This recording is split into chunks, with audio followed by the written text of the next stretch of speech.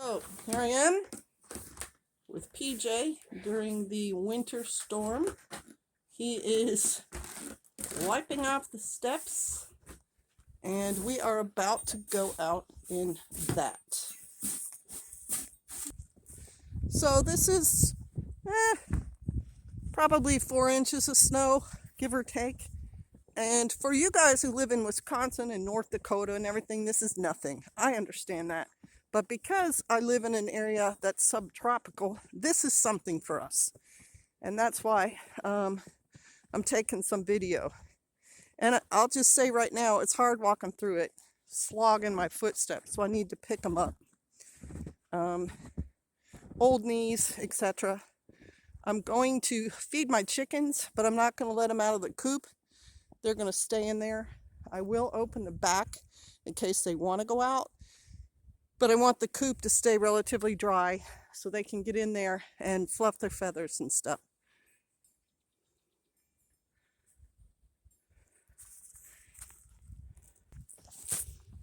All right, so I got the birds taken care of. I went in and got some safety glasses on, and they immediately fogged up. But I got them on because the snow was falling heavy enough and little enough that I was actually getting snow in my eye.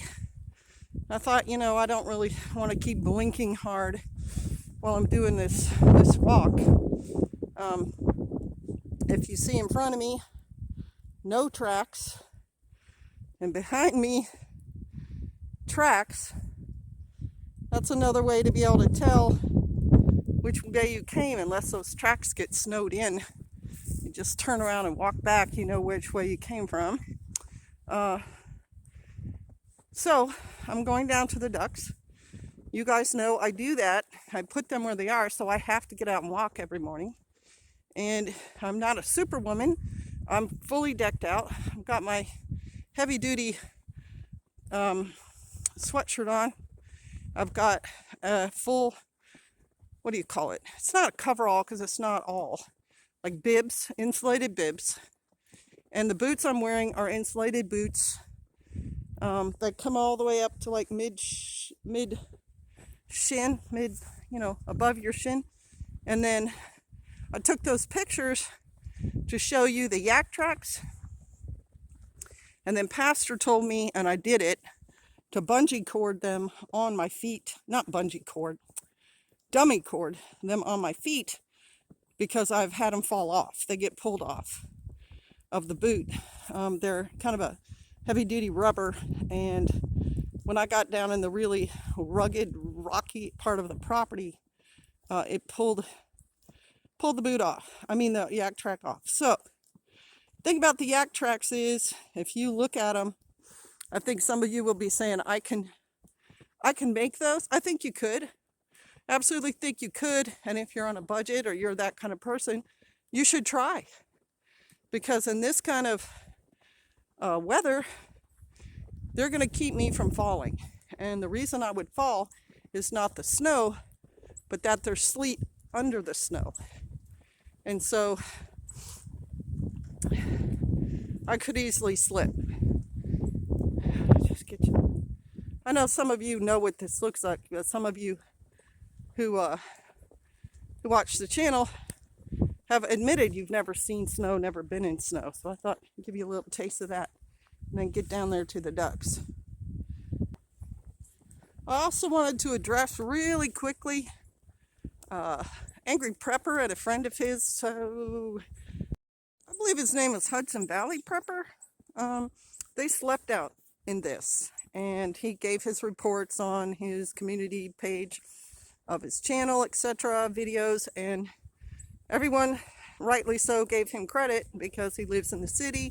So coming out here and experimenting in this kind of weather is a good way to test your gear and your knowledge. So I agree with that. The way I look at it, I've slept out in this too. We had a fire, we had good sleeping bags, I was wearing basically what I have on, and the most uncomfortable thing about sleeping out in this at that time was getting up to go to the bathroom, and the air starts to kind of burn your nose as it's going in because it's so cold. So you want to sleep with something over your face like a towel or a bandana. That really helps. And I've got one now. When I'm not filming, I'll have this up over my nose. And to have good quality gloves on, water resistant, insulated, because your body temperature gauges off the palms of your hands. Now, yes, the back of your neck and your feet lose heat or retain heat well when they're covered. So thick, at least partially wool socks are also really important, and wearing some kind of scarf or around your neck and a hat on your head also helps you stay warm. But you regulate your heat like this. Think of them as your thermometers. If your hands are cold, your body's going to start getting cold. So you've got to make sure you've got good gloves, because gear makes a difference out here. Skills also helps. There is a video online of a guy who was out in cold weather in like Pennsylvania. Might have snowed, and he was naked. And the way he stayed warm was he built himself a fire, he warmed up rocks, and then he put the warm rocks like in his groin and under his armpit to keep his temperature up, which was smart. If you had time and you had matches or a lighter and you were naked in the snow, if you had time, building yourself some sort of stone shelter and then having a fire next to it so the rocks warm up, the rocks will continue to radiate heat, and you could sleep between the fire and the shelter, or if it was big enough, inside the shelter with the fire either right outside or right inside. You got to be aware of the smoke though. Is a way to do it when you have zero gear. But if you can get the gear, have the gear, because it makes it so much easier. If you can't afford to buy good gear, you can make it. Just think insulation and thickness.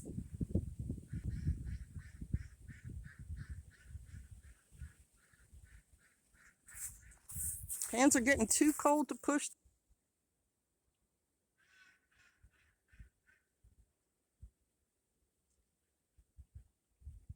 So last time I was out here, the gate, where is it? There we go.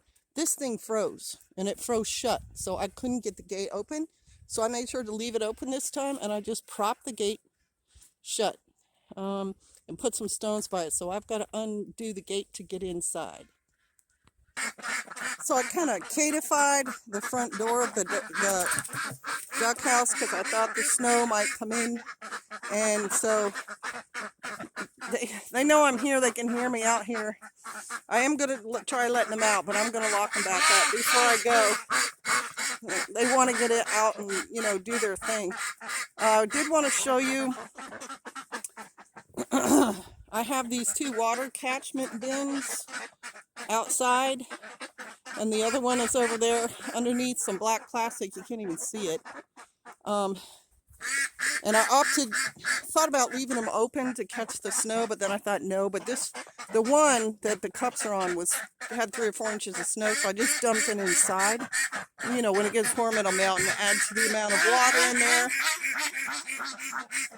That's one of the ways I refill their water, is from these if they're not too frozen. And I pre-did their food yesterday in the cup, so I could easily pour it in there. I didn't have to fight that. All right, so their water was frozen, so I had to get some out of the pond, and it was slushy, but I got them 2 buckets full. My nose is running, which often happens in the cold, and one of my yak tracks came off. I had a dummy corded, and I felt it dragging behind me, and then my dummy cord knot was not perfect, and so it fell off. But it fell off, and I noticed it right away, 2 steps behind me. I've cleaned these like 3 times, and I am done with my chores. They will be good in there for a day, and I'm going to go back to the warmth of my cottage. Took a little brief trip out to the greenhouse, and it is frozen in here. It did get down below 32 degrees because I left some water in here in this dark container, and it froze pretty solid. Now, I don't take that as an epic fail, because I could have much larger containers than that with a lot more water in them. This was just an emergency grab whatever buckets we have. A lot of them aren't filled with anything yet because the storm came right as the greenhouse bill got finished and I didn't have time to fill them. We had other things we had to do. As far as supporting 4 inches of snow, that's going okay. There is signs that there was moisture on the inside, so it stayed, liquid for a while and then started to freeze. But I still consider it a win because it's still standing. The wind didn't knock it down like it has in the past. And there's things I can work on to make it better. All right. I'm going to go settle in, y'all. Shalom.